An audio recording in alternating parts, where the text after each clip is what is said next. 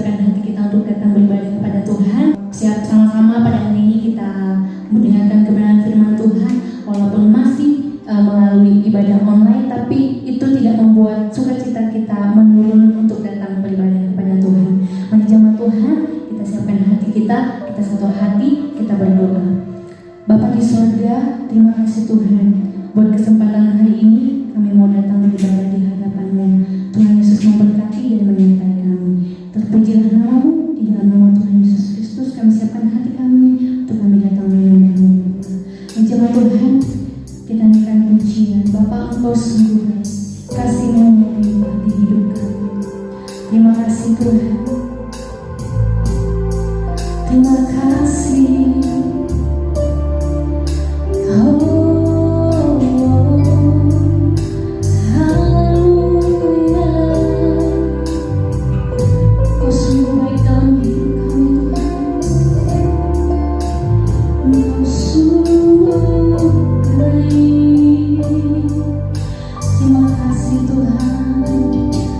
Jemaat Tuhan, sama-sama kita katakan terima kasih Yesus.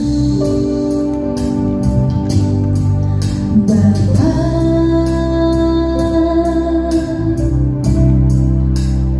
Engkau sungguh baik, kasih-Mu melimpah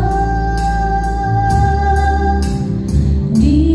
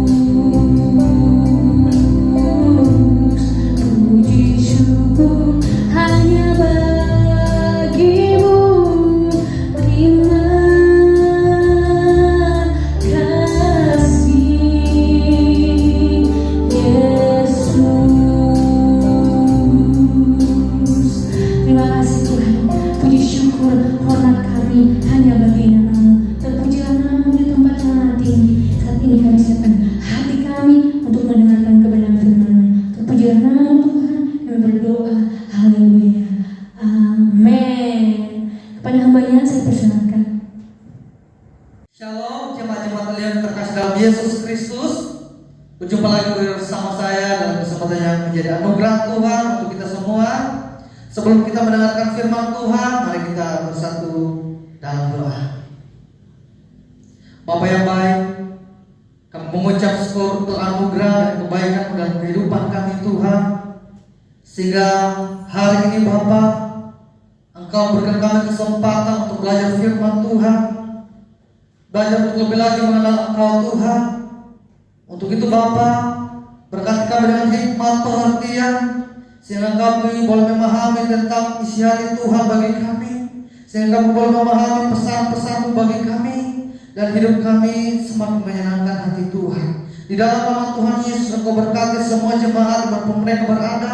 Engkau jamah mereka dan lawan mereka Tuhan melalui perjumpaan oleh firman-Mu di tengah-tengah mereka. Di dalam nama Tuhan Yesus kami mengucap syukur. Haleluya. Sama-sama kita katakan amin. Shalom semuanya. Kita akan belajar firman Tuhan dengan tema kebaikan Tuhan. Bapak Ibu, kalau kita berbicara tentang kebaikan Tuhan, kebaikan Tuhan adalah landasan bagi kita untuk dapat mengabdikan diri kepada Tuhan.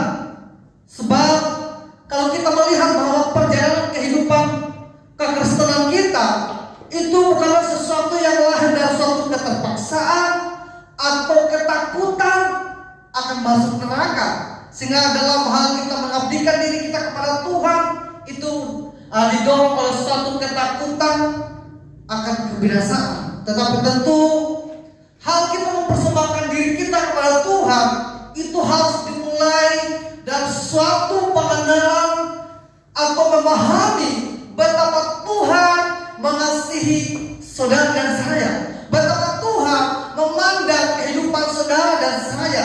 Sehingga hari ini kalau kita belajar tentang kebaikan Tuhan, ini harus menjadi perkara yang sangat penting, yang menjadi landasan kita dalam mengiring Tuhan. Kalau kita melihat dalam Kejadian 3, ketika manusia jatuh dalam dosa, di mana mereka tidak mentaati Tuhan, dan kemudian mereka jatuh dalam dosa. Kita tahu bersama bahwa akibat dari sebuah ketidaktaatan akan firman dan perintah Tuhan itu adalah sebuah kebinasaan, saudaraku. Artinya bahwa ketika seseorang tidak mentaati Tuhan, dampak dari dosa atau dari ketidaktaatan seseorang itu adalah kebinasaan. Sehingga kalau hari ini saudara dan saya adalah orang-orang yang seharusnya mengalami kebinasaan, mengalami keterpisahan dengan Tuhan. Sebab kita adalah manusia-manusia keturunan Adam dan Hawa yang telah jatuh dalam dosa. Tetapi syukurnya Bapak Ibu, ketika manusia jatuh dalam dosa, Allah tidak meninggalkan manusia, saudaraku. Dia datang kepada manusia, dia mencari Adam dan Hawa, sehingga dia berkata bahwa Adam, di manakah engkau? Tentu pernyataan ini bukan suatu pernyataan di mana bahwa Allah tidak mengetahui di mana keberadaan Adam, saudaraku. Tetapi ini adalah suatu bentuk dari kepedulian Allah terhadap keadaan manusia setelah mereka jatuh dalam dosa. Kita lihat dalam Kejadian 3 ayat 8, di mana manusia ketika jatuh dalam dosa, mereka mengalami suatu ketakutan sehingga mereka mencoba lari daripada Tuhan, sehingga mereka mencoba untuk bersembunyi terhadap Tuhan, saudara. Begitupun kehidupan kita. Karena kita mempunyai dosa, ada suatu kesadaran dalam hati kita dan membuat kita tertekan, membuat kita malu untuk datang kepada Tuhan. Karena kita merasa bahwa ketika kita jatuh dalam dosa, sepertinya Tuhan telah menolak kita, saudara. Sepertinya Tuhan telah meninggalkan kita. Tetapi kalau kita melihat bahwa dalam Kejadian 3 ayat 8, Allah datang mencari manusia, saudaraku. Dan tidak hanya sampai di situ, kemudian terjadi suatu percakapan di mana Allah menjanjikan juru selamat untuk saudara dan saya. Kita lihat dalam Kejadian 3 ayat 15, di mana Allah berkata bahwa Allah akan mengadakan satu keadaan di mana keturunan dari Adam dan Hawa akan melahirkan Mesias atau juru selamat, yaitu Yesus Kristus Tuhan kita. Jadi kedatangan Yesus itu bukanlah sesuatu kebetulan, saudaraku, tetapi ini adalah sesuatu yang direncanakan oleh Allah, saudaraku. Sehingga kita dapat melihat bahwa ternyata ketika manusia jatuh dalam dosa, Allah tidak meninggalkan manusia. Manusia dicari, bahkan manusia dijanjikan akan Mesias atau Yesus yang akan menebus kehidupan kita dari dosa, saudaraku. Sehingga kalau kita melihat dalam Yesaya 9 ayat 5, dia berkata seperti ini, saudaraku. Yesaya 9 ayat 5, sebab seorang anak telah lahir untuk kita, seorang putra telah diberikan untuk kita. Yesaya 9 ini adalah nubuatan yang terjadi ditujukan sebelum kedatangan Yesus ke dunia, saudaraku. Ini adalah suatu nubuatan tentang kedatangan Tuhan, kedatangan Mesias yang dijanjikan di dalam Kejadian pasal 3 untuk saudara dan saya. Dia berkata seperti ini, ketika manusia jatuh dalam dosa, manusia menjadi najis, saudara, menjadi seseorang yang seharusnya mengalami kebinasaan, mengalami kehilangan jati diri, mengalami kehilangan harga dan martabat sebagai seorang manusia yang begitu berharga. Tetapi kalau kita melihat dalam Yesaya 9 ayat 5, dia berkata seperti ini, saya bacakan sekali lagi. Sebab seorang anak telah lahir untuk kita, seorang anak lahir untuk kita. Seorang anak, yaitu Yesus, lahir untuk saudara dan saya.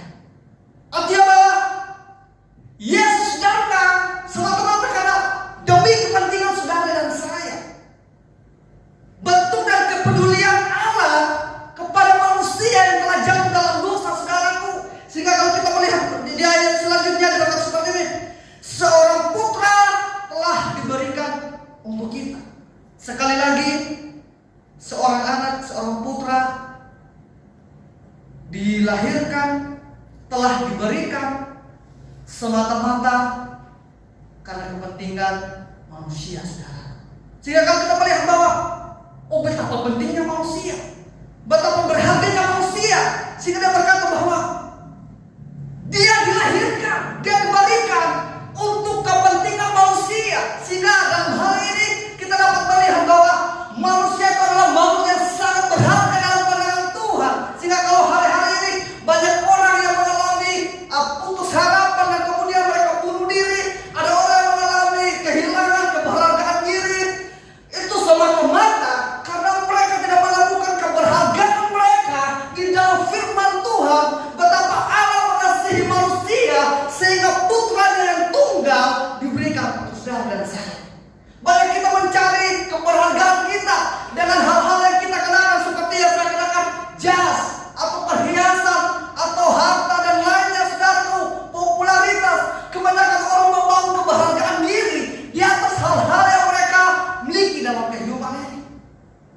Sehingga pada akhirnya manusia tidak menemukan jawaban dari keberhargaan mereka.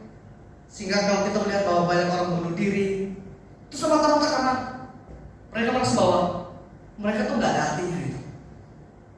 Seperti yang kita alami sekarang, corona di mana-mana, banyak orang yang mengalami kekhawatiran, keputusasaan, sehingga di mana-mana terjadi tindak kejahatan yang begitu banyak, sebab mereka sudah putus harapan, saudara. Mereka tidak yakin lagi akan penyertaan Tuhan, kehadiran Tuhan dalam kehidupan mereka, sehingga mereka tidak peduli lagi apa yang benar, apa yang salah, saudaraku. Yang penting bisa hidup.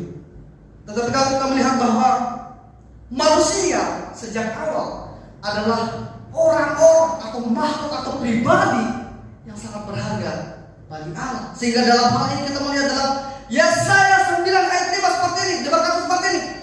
Sebab seorang anak telah lahir untuk kita, seorang putra telah diberikan untuk kita. Kata putra itu hanya bukan sekedar untuk menyatakan jenis kelamin, saudaraku.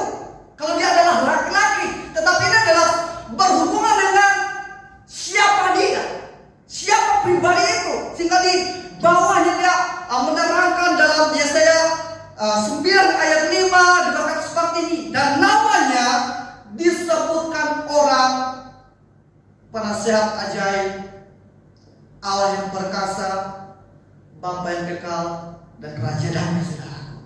Artinya bahwa pribadi yang diberikan oleh Allah Bapa untuk kepentingan kita bukanlah sembarang pribadi, saudaraku. Ini adalah pribadi yang sangat berharga.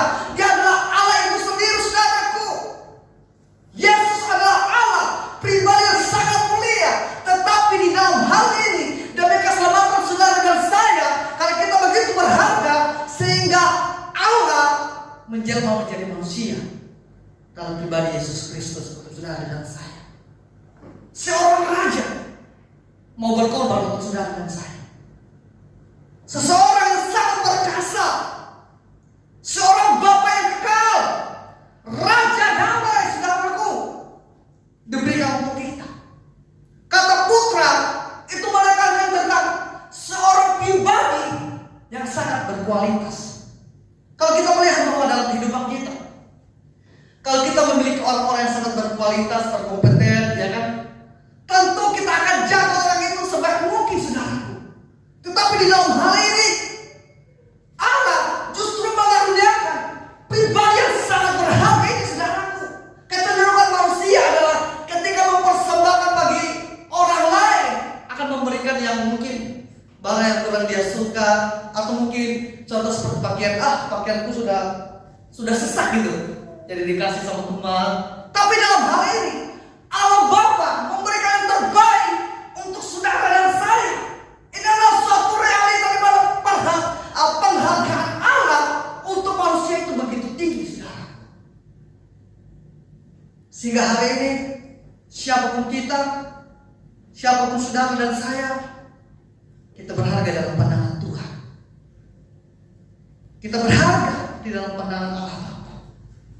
Sehingga dalam kehidupan kita, mari kita membangun jati diri kita, harga diri kita di atas dasar firman Tuhan. Mungkin orang akan berkata bahwa kita bukan siapa-siapa, kita adalah orang-orang yang sangat sederhana, orang-orang dari kampung, saudaraku, orang-orang yang tidak mempunyai backingan yang orang-orang yang hebat. Tetapi di dalam hal ini kita kembali kepada firman Tuhan, di mana firman Tuhan kembali menegaskan kepada kita bahwa Allah Bapa ada untuk saudara dan saya.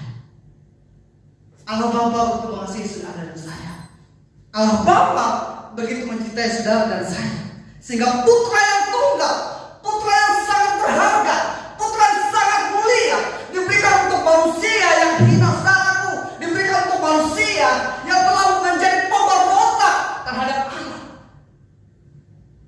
Itulah keadaan kita, saudara. Kita adalah manusia yang seringkali memberontak terhadap Allah. Tetapi firman Tuhan hari ini mengingatkan kita bahwa kita berharga di hadapan Tuhan. Kita mempunyai nilai yang sangat tinggi di hadapan hadirat Tuhan. Sehingga kalau kita melihat dalam Roma Roma 8 ayat 32. Dia berkata seperti ini. Roma 8 ayat 32. Ia yang tidak menyayangkan anaknya sendiri, tetapi yang telah menyerahkannya bagi kita semua, bagaimanakah mungkin ia tidak mengaruniakan segala sesuatu kepada kita bersama-sama dengan Dia, saudaraku. Kalau dalam Yesaya 9 ayat 5, dia menggunakan kata untuk kita. Yesus diberikan untuk kita. Yesus lahir untuk kepentingan saudara dan saya. Dalam ayat ini dia berkata seperti ini. Ia, yaitu Allah Bapa, yang tidak menyayangkan anaknya sendiri, tetapi yang telah menyerahkannya bagi kita. Yesaya 9 ayat 5 untuk kita. Tetapi di sini menggunakan kata bagi kita. Kalau kita melihat kepada bahasa aslinya, bahasa Yunani-nya menggunakan kata himba, saudara. Kata himba ini menekankan seperti ini. Yesus diberikan atau Yesus tidak disayangkan oleh Allah Bapa demi kepentingan saudara dan saya, demi keselamatan saudara dan saya. Sekali lagi ini menekankan tentang betapa berharga saudara dan saya.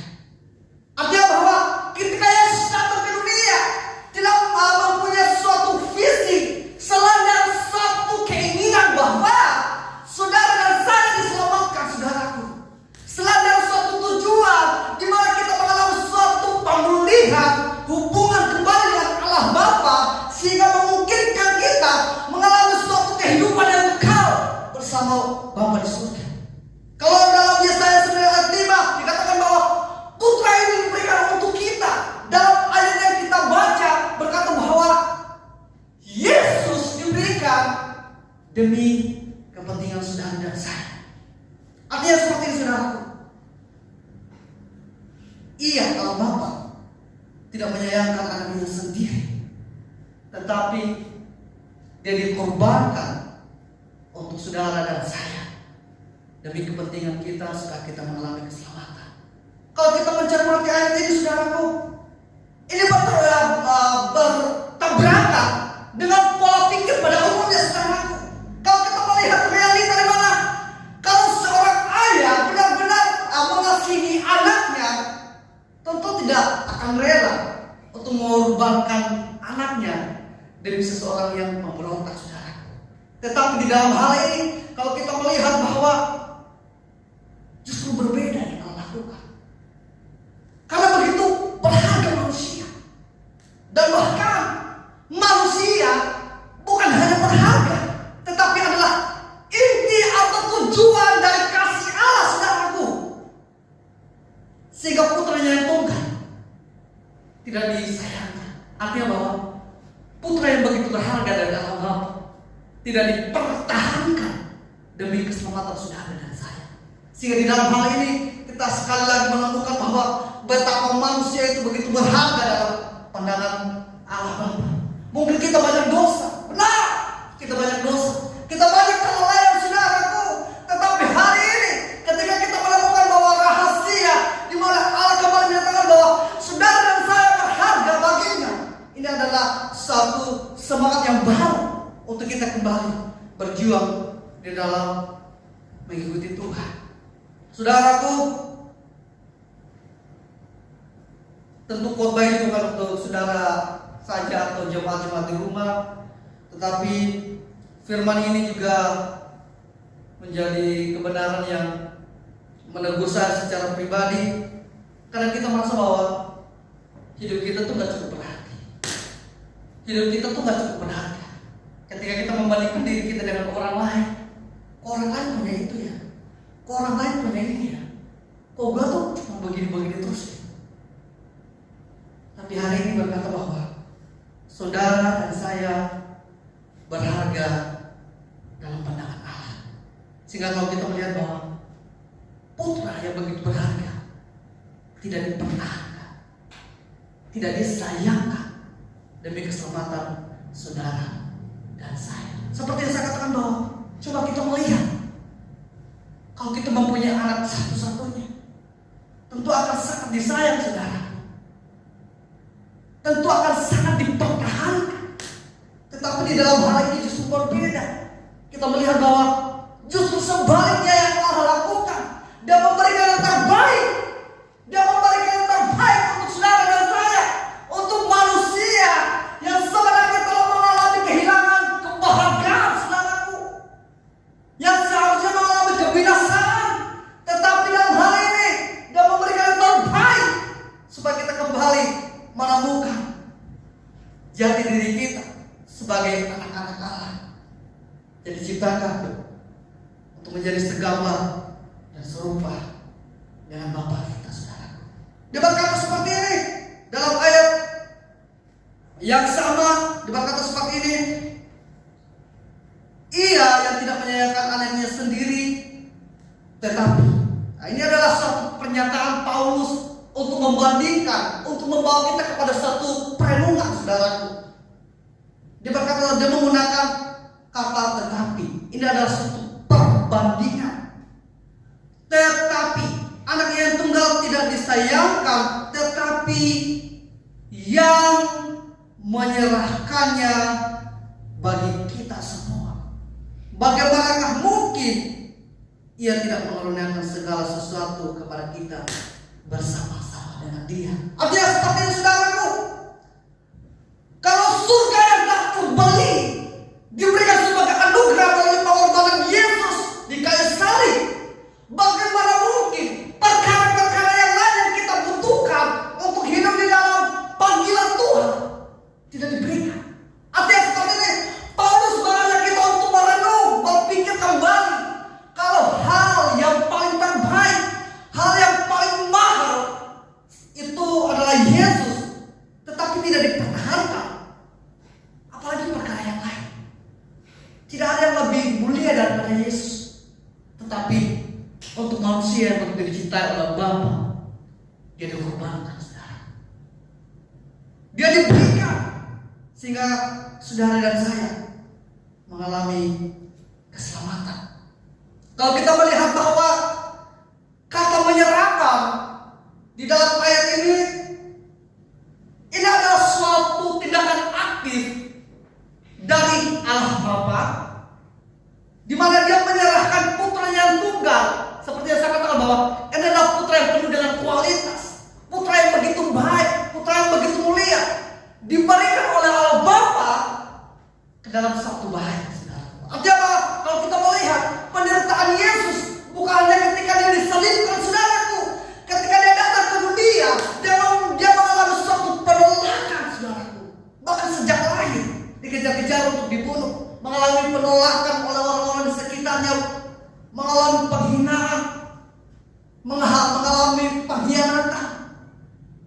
Tetapi kita melihat bahwa karena kasih yang begitu besar itu diberikan untuk saudara dan saya.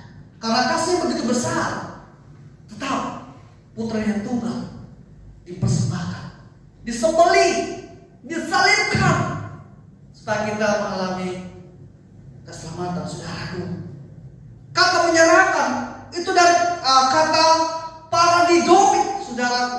Ini adalah suatu tindakan di mana Bapa sendiri menyerahkan Yesus putra yang tunggal untuk keselamatan kita. Ini adalah harga diri kita. Ini adalah jati diri kita bahwa saudara dan saya berharga dalam pandangan Tuhan. Mungkin banyak permasalahan untuk hari-hari ini, mungkin banyak kendala dalam kehidupan kita, tetapi satu hal yang harus kita pegang di dalam kehidupan kita, kalau Yesus putra yang termulia, pribadi yang termulia diberikan, apalagi perkara-perkara yang lain saudara. Itulah yang mau disampaikan oleh Paulus, bahwa saudara dan saya mempunyai landasan untuk tetap hidup di dalam mengharapkan pertolongan di dalam kehidupan kita. Mungkin memang corona membuat kita atau membawa kita kepada satu keadaan di mana pergumulan kita semakin banyak, saudaraku. Tetapi satu hal yang hari ini firman Tuhan katakan bahwa saudara dan saya adalah pribadi-pribadi yang sangat dikasihi oleh Tuhan. Saudara dan saya adalah pribadi-pribadi yang sangat diinginkan oleh Tuhan. Saudara dan saya adalah pribadi-pribadi yang lahir bukan dari suatu kecelakaan, tapi dari kehendak Tuhan. Sehingga di dalam hal ini kalau kita melihat bahwa di dalam proses penciptaan, saudaraku, Allah menciptakan semua yang kita butuhkan untuk hidup dan kemudian menciptakan manusia. Ini adalah suatu perencanaan yang sangat sempurna. Bisa aja manusia itu diciptakan di luar, kemudian sarana untuk hidup. Tetapi karena Allah begitu memahami siapa manusia, apa yang dibutuhkan untuk hidup, sehingga kalau kita melihat bahwa Dia menciptakan segala yang kita butuhkan, kemudian manusia diciptakan, saudaraku. Itulah Allah kita. Allah begitu baik, Allah begitu memperhatikan kita, Allah yang memahami tentang siapa manusia. Allah begitu dalam menaruh kasih yang besar akan kehidupan kita. Saudaraku, kalau kita melihat kata mengaruniakan dalam Roma 8 ayat 32, itu diambil dari kata karisumai. Kata karisumai itu adalah kata yang menekankan tentang belas kasihan Tuhan. Artinya bahwa ini adalah sesuatu yang lahir daripada Allah sendiri untuk manusia, tanpa tergantung kepada siapa manusia. Sehingga kalau kita melihat bahwa manusia itu berdosa, tetapi di dalam hal ini Dia menyerahkan putranya yang tunggal. Itu bukan karena manusia itu berdosa, tetapi kan memang Dia mengasihi manusia. Jadi ketika mereka berdosa, Allah menebus mereka. Artinya seperti ini, Allah tidak mengasihi saudara dan saya karena kita berdosa. Allah mengasihi kita karena memang Dia mengasihi kita. Sehingga kalau kita berdosa dan kita jatuh, kita mengalami keterpisahan dengan Allah, Allah sebenarnya mengasihi kita.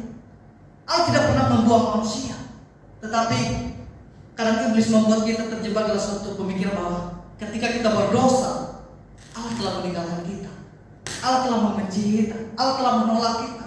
Sehingga satu-satunya jalan keluar dari keberdosaan kita adalah bukan lari menjauh daripada Tuhan, tetapi lari mendekat kepada Tuhan. Sehingga dosa itu merupakan bagian dari alasan kita untuk terus bergantung kepada Tuhan. Sehingga kalau kita kembali kepada kata mengaruniakan atau karisomai, yang pertama menekankan seperti ini. Kalau putra yang tunggal itu tidak dipertahankan, bagaimana mungkin Allah itu tidak mengaruniakan pertolongan untuk saudara dan saya? Itu adalah arti yang pertama dari kata karisomai. Terus kemudian arti yang kedua dari kata karisomai seperti ini. Kalau putranya yang begitu mulia tidak dipertahankan untuk kita, bagaimana mungkin Ia tidak mengaruniakan kemurahannya untuk saudara dan saya? Itulah arti yang kedua dari kata karisomai, saudara. Dari kata mengaruniakan dalam bahasa Yunani adalah karisomai. Terus kemudian yang ketiga dari kata karisomai mengandung arti kalau putra yang tunggal yang begitu mulia tidak dipertahankan demi keselamatan saudara dan saya, bagaimana mungkin Ia tidak berbaik hati kepada saudara dan saya? Itulah arti yang ketiga. Arti yang keempat dari kata karisomai mengandung arti seperti ini. Kalau putra yang begitu mulia, putra yang begitu berharga, pribadi yang begitu agung tidak dipertahankan, bagaimana mungkin Allah tidak mengampuni saudara dan saya tanpa syarat? Itulah arti dari kata mengaruniakan sebagai wujud cinta, kasih dan kepedulian Tuhan terhadap saudara dan saya.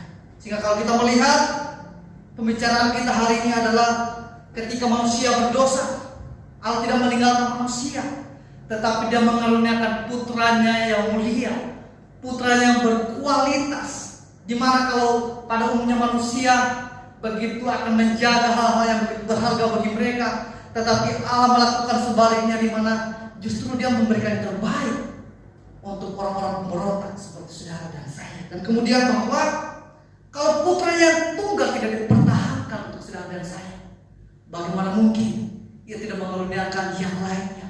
Dalam hal ini adalah pertolongan, kemurahan, kebaikan yang bertubi-tubi, dan pengampunan tanpa syarat, saudara. Itulah firman Tuhan untuk kita. Apapun keadaan kita, yang harus kita pegang teguh dalam kehidupan kita, bahwa saudara dan saya sangat berharga dalam pandangan Tuhan. Saudara dan saya memiliki harga yang sangat tinggi di hadapan hadirat Tuhan, sehingga pertolongan, kemurahan, kebaikan, dan pengampunan atau penerimaan tanpa syarat, itulah yang Tuhan anugerahkan, itulah yang Tuhan sediakan untuk saudara dan saya. Sehingga kalau hari ini mungkin kita banyak dosa, dan kita mungkin merasa bahwa saya tidak layak sama Tuhan, tapi justru hari ini Yesus kembali menyapa kita. Ayo kita memulai sesuatu yang baru. Ayo kita memulai lembar yang baru dalam kehidupan ini. Sebab Allah tidak pernah meninggalkan kita, dan apapun pergumulan kita, Allah tidak pernah membiarkan kita sendiri. Sebab dari mulanya Allah begitu peduli untuk saudara dan saya. Demikian untuk firman Tuhan. Karena firman Tuhan ini menguatkan saudara dan saya, sehingga di dalam masa-masa yang semakin sulit ini kita mempunyai pegangan yang kuat. Kita mengenal siapa Bapa kita begitu mengasihi kita, dan siapa kita sebagai manusia yang begitu berharga bagi Allah Bapa, sehingga Yesus yang begitu mulia diberikan atau dikorbankan demi keselamatan saudara dan saya. Mari kita bersatu dalam doa. Bapa yang baik, kami mengucap syukur untuk firman hari ini Tuhan, di mana Engkau kembali mengingatkan kami bahwa kami begitu berharga dalam pandangan-Mu, bahwa Engkau begitu peduli bagi kehidupan kami, sehingga sejak semula ketika manusia memberontak kepada Engkau, mencoba lari daripada Tuhan, Engkau tidak meninggalkan kami Tuhan, tetapi Engkau malah mencari kami, menemukan kami, dan menawarkan keselamatan bagi kami Tuhan. Bahkan putra-Mu yang mulia, Yesus Kristus yang kami sembah sampai hari ini tidak dipertahankan semata-mata demi keselamatan kami, orang-orang yang hina, kami orang-orang yang banyak dosa, kami orang-orang yang tidak setia di hadapan Tuhan. Tetapi Engkau memberikan yang terbaik, Engkau memberikan perkara yang paling mulia, yaitu pribadi putra-Mu yang tunggal bagi kehidupan kami.